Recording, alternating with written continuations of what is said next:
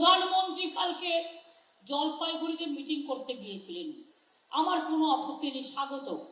আপনি পশ্চিমবাংলায় ব্লকে ব্লকে মিটিং করুন, আমার কোনো আপত্তি নেই, কারণ এটা আপনার গণতান্ত্রিক অধিকার। কিন্তু আপনি মিটিং করে জলপাইগুড়ির মানুষকে কোনো সাহায্যের কথা বললেন না, যাদের ঘরগুলো পড়ে গেছে, যাদের বাচ্চারা মরে গেছে, যারা আজও রাস্তায় পড়ে আছে। আমি মধ্যরাতে ছুটে গিয়েছিলাম জলপাইগুড়ি, আলিপুরদুয়ার, কুচবিহারের ওখানে। সবাইকে আমরা রিলিফ দিয়েছি। আর বাংলার বাড়ির প্রকল্পে 1,20,000 টাকা করে দেবে বলে 5,000 বাড়ির জন্য সরকার, প্রশাসন, ইলেকশন কমিশনকে লিখেছে আজ থেকে 7 দিন আগে। এটা সেন্ট্রালের টাকা নয়, আমরা দেবো টাকা, তাও পারমিশন পাচ্ছি না। ইলেকশন না থাকলে আমি 1 সেকেন্ডে করে দিতাম, ইলেকশন বলে আমাকে পারমিশন নিতে হচ্ছে। আর বিজেপি বলছে ইলেকশনের আগে দেবে না। মোদীবাবু কি বলে গেলেন?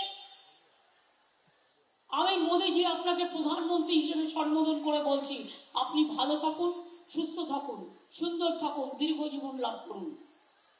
কিন্তু একটা প্রধানমন্ত্রীর পক্ষে এ ভাষা কি শোভা পায় যে 4 জুন নির্বাচন হয়ে গেলে चुन चुन के अरेस्ट करेगा, सबको जेल में भेजेगा? अरे अभी तो जेल हो गया, अभी तो हिंदुस्तान को जेल बना दिया, लोकतंत्र को अब जेल बना दिया, गणतंत्र को अब जेल बना दिया। हर जगह में जेल तो पहले ही बना दिया। आपका एक पॉकेट में एनआईए और एक पॉकेट में सीबीआई, एक पॉकेट में ईडी, तो और एक पॉकेट में income tax. NIA, CBI BJP का भाई भाई। इनकम टैक्स, ईडी और इनकम टैक्स बीजेपी का टैक्स कलेक्शन फंडिंग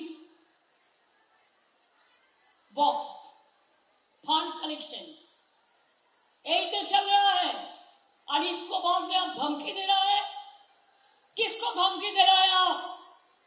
हम लोग आपको डरते नहीं है। हमारा 5 लड़का अरेस्ट होगा तो उसको बीवी रास्ता में निकालेगा। हमारा एजेंट को अरेस्ट कर रहा है। हमारा, अगर आपका हिम्मत है जनता को वोट लेकर, राय लेकर जीतने के लिए, तो आप क्यों अरेस्ट कर रहे हैं? क्यों आप हेमंत को अरेस्ट कर रहे हैं? ट्राइबल लीडर हेमंत का बीवी का साथ मेरे को कल बात हुआ। एक ही देश में ट्राइबल लीडर है जो चीफ मिनिस्टर थे। अब क्या नहीं कर रहा है? दिल्ली का चीफ मिनिस्टर को भी अरेस्ट करके रखा है, लेकिन उसको कोई फर्क नहीं पड़ता, वो और भी ज्यादा वोट में ये लोग जीतेगा। अब हमारा इधर में परसू भी रात में जाके महिला लोगों को तंग किया, और तंग करके अभी कहता है महिला लोगों ने मेरे को अटैक किया। क्यों रात में हम जाएंगे? और law and order is state subject. Police को नहीं बता के आप 3 बजे जाके हमला करते हैं महिला के ऊपर, और 5 बजे पुलिस को इंफॉर्मेशन देता है। ये क्या कोई तरीका है? এটা কখনো কিছু হতে পারে কি মা ভাই বোনেরা? হতে পারে? আর হুঙ্কার দিচ্ছেন। আপনার হুঙ্কার আপনার দলকে চাঙ্গা করার জন্য দিন, আপনার হুঙ্কার আপনার দলকে অক্সিজেন দেওয়ার জন্য দিন। কিন্তু মনে রাখবেন, গণতন্ত্রের জন্য ওটা কার্বন ডাই অক্সাইড, ওটা নাইট্রোজেন, ওটা ইলেকশনে কাজ করে না।